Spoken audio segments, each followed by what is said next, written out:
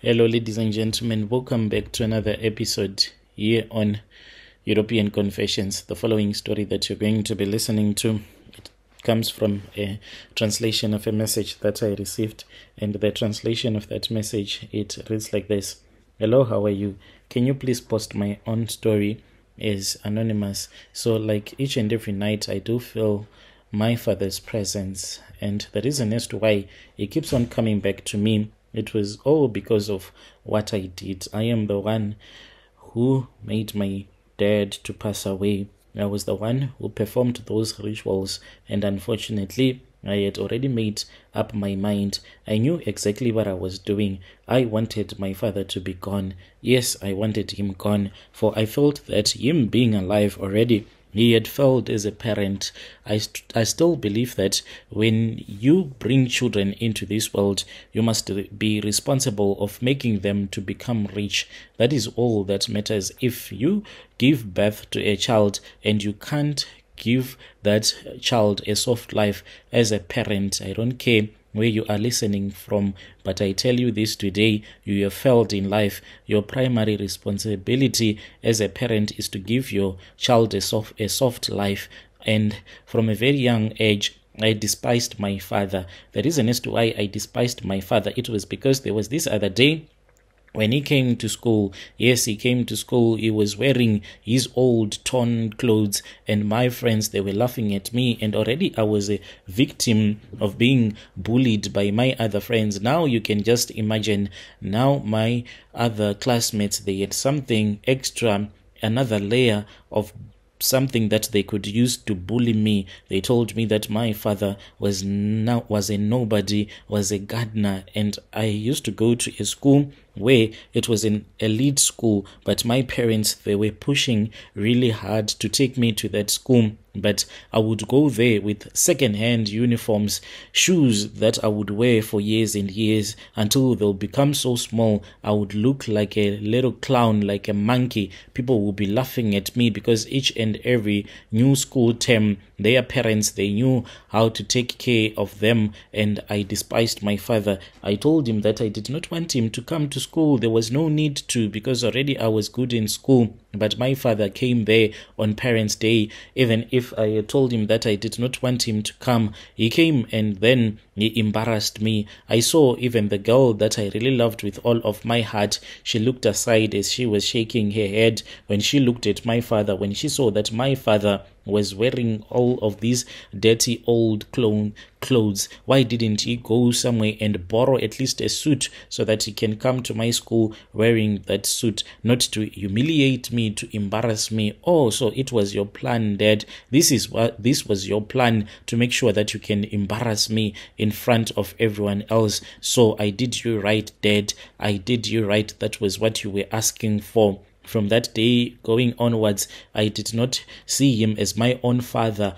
I actually would fantasize that this other friend of mine, whose dad was a doctor, was rich as well, was my own dad. I'll spend most of the times with my friend just admiring the way that they were living life. It was a good life. So the reason as to why I went to that elite school, it was because my father was a gardener in the suburbs. So the man that he was working for believed that education is the key to a better life. That is why he had forced my father to let us go to that elite school where his own kids were going as well. But it was not nice. It was not a nice upbringing. You go to this school that is very beautiful and expensive, then you come back home, you have no electricity, your father is busy working in someone's garden. What type of a life is that? That was when I told myself that it was far much better to look for something that can end my father's life, and I can use his soul to make money. Like, he gave birth to me, so he has to sacrifice. If he cannot give me a better life, I told the traditional healer when I went to speak with this traditional healer who was staying in St. Mary's at that time before she had passed away, I told the traditional healer that my father, I feel as if he has to be sacrificed, and me sacrificing my father, we are doing it for the future. It is his own future, because in his grandchildren he would also live. So my father's sacrifice was not in vain. That is what I tell his ghost each and every time when he visits me, when he say, oh my son, why did you do this? Why did you end my life before it was my time? Because when I try to go and rejoin with my ancestors, I'm always being sent back, and I am told that it is not yet my time to die. I need to return back to earth. But when I return back to earth, I find out that I do not have a body, and when you do not have a body, it is a very painful existence. What am I supposed to do, oh my son?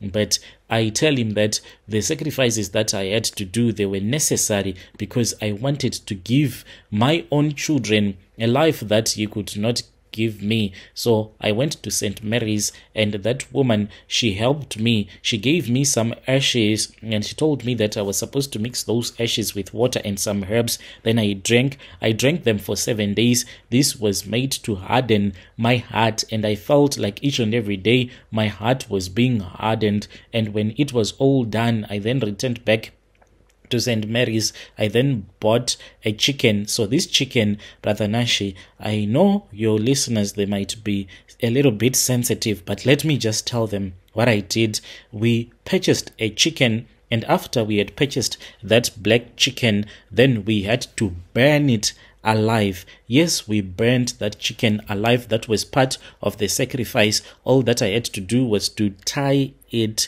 I tied its feet as well as the wings. These wings, what I did is that I pressed them against the chicken's body, took a rope. It was a red rope that had been given to me by that healer, and I tied it really tightly, so much that it was even struggling to breathe. And I was told to go into the field and to gather some dry grass, and that was what I did. I then returned back with the dried grass, and then I made a heap, and I placed that chicken on top of that heap. I then took a stone. This stone, it was meant to make sure to keep this chicken in place when the fire will start burning. That was when I lit the fire, and this chicken, it was in pain, and I was told that I was not supposed to feel sympathy for the chicken, otherwise the rituals were not going to work. The first time around, I felt so much sorry for that chicken when I looked at it, and that traditional healer was so mad and angry at me, almost kicked me out of a shrine. So I had to go and buy another one. I bought